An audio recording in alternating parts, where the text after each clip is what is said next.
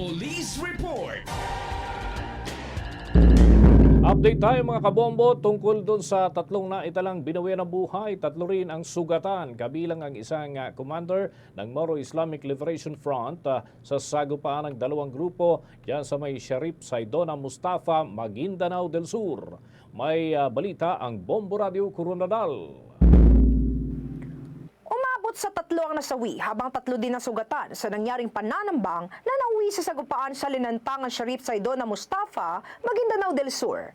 Ito ang kinumpirma ni Police Captain Joseph Tamayo, ang tagapagsalita ng Maguindanao del Sur Police Provincial Office sa panayam ng Bombo Radio Coronadal. Ayon kay Tamayo, sakay ng dalawang minivan na tinadtad ng balang mga biktima nang sila ay pagbabarilin ng mga armadong kalalakihan. Bago ang insidente, naiulat na may dalawang naglalabang grupo sa lugar na umabot pa hanggang libutan Sapano. Kinilala ang mga nasawi na sina alias Harry, alias Obama at alias Alimasis, habang sugatan naman sina alias Akbar, alias Hab at Commander Malibutin. Nagpa ni Police Captain Tamayo, agad tumungo sa lugar ang Provincial Director at mga opisyal upang ma-pacify ang dalawang grupong sangkot mula sa Moro Islamic Liberation Front, ang 128th Base Command at ang 118th Base Command.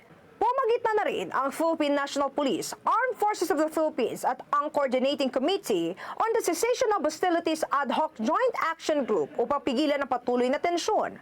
Dagdag pa ni Captain Tamayo, patuloy ang pagsisikap ng mga otoridad na marisolba ang mga rido at armadong tunggalian sa nasabing lugar. Na nagkaroon nga po ng 284 higit na mga surrendered ng loose firearms na mga high-powered sa ginawang first Maguindanao del Sur Barangay Summit ng ating butihing Provincial Director. Tunay na ginagawa po namin ang lahat para po maiwasan na po or maialis sa ating komunidad yung mga ganitong mga armas at para po hindi na maulit yung mga pangyayari na nagre-resulta ng kaguluhan dito sa ating probinsya. At yan ang ulat mula rito sa Bombo Radio Coronadal para sa Bombo Network News. Ito si Bombo Mira Serbo and this is Bombo Radio Philippines, the #1 and most trusted source of news and information. Basta Radio, Bombo! For the most trusted source of news and information, visit our website at www.bomboradio.com. Follow us on Bombo Radio mobile app, Facebook, YouTube, TikTok, and X, formerly Twitter. Like, share, and stay connected. Anytime, anywhere.